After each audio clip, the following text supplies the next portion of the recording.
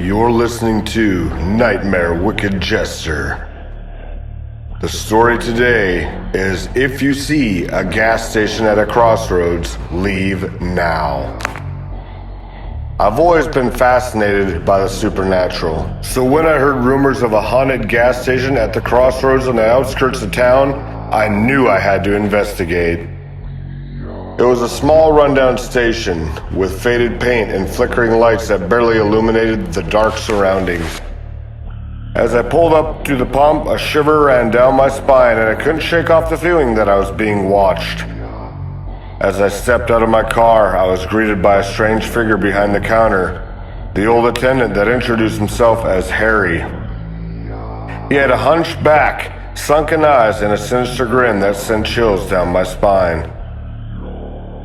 He spoke with a hoarse voice and moved slowly, as if he were trapped in a time warp. He asked me what I needed, and I couldn't help but notice that the shelves were stocked with outdated expired snacks and rough-looking merchandise. As I filled up my tank, I noticed another customer that seemed out of place, a younger woman appearing to be in her 30s. Approached the counter, she was pale as a ghost with sunken-in eyes, and she looked very disoriented. She was asking Harry for directions, but he just chuckled and pointed her towards a dark, worn-out road that led into the woods. I just couldn't shake that feeling that something was wrong, but I stayed out of it, not wanting to be involved. As I was about to leave, I noticed a flickering light coming from the restroom. Curiosity then got the best of me, so I had to investigate. The restrooms were very dimly lit and smelled of decay. I could hear faint whispers and giggles, but with nobody around, suddenly the door to the women's restroom slammed shut, and I could hear the woman's voice calling for help. I rushed towards the door, but it wouldn't budge. I started to panic and realized something was seriously wrong. I tried to call for help, but my phone had no signal. So I then turned to Harry for some assistance, but he was nowhere to be found. The gas station that was just crazy with activity was now very eerily quiet, with only flickering lights casting eerie shadows. In hopes of escaping, I took off and made my way towards the woods, following the path that Harry had pointed that woman towards. The woods were thick and the air was foggy with unnatural silence. As I ventured further, I stumbled upon a clearing where a group of people dressed in retro clothing were gathered around a bonfire. Their faces were concealed by shadows, and they were chanting in some ancient language that sent chills down my spine. Before I had time to react, the young woman appeared, but she was not alone. Her eyes were glazed over and her movements were unnatural. Following the lead of the rest of the mysterious figures, they asked for me to join them, in which I quickly refused. Sensing that they had been brainwashed, the air then grew colder and the shadows closed in on me. With every step that I took, I felt like I was being pulled in further into a nightmarish world that defied all logic. The gas station and its inhabitants were not what they had seemed. I was caught in a web of supernatural forces beyond comprehension. I then realized that I had stumbled upon a portal of another realm. And the gas station was the gateway for malevolent entities to prey on unsuspecting travelers. With all my strength, I broke free from the trance and ran back towards the gas station. Harry was waiting for me with a sinister grin, as if he knew I would return.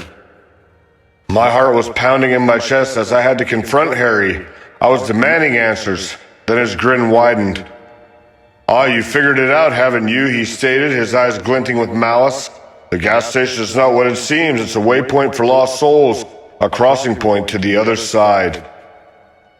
I raced away, my mind racing with fear and confusion.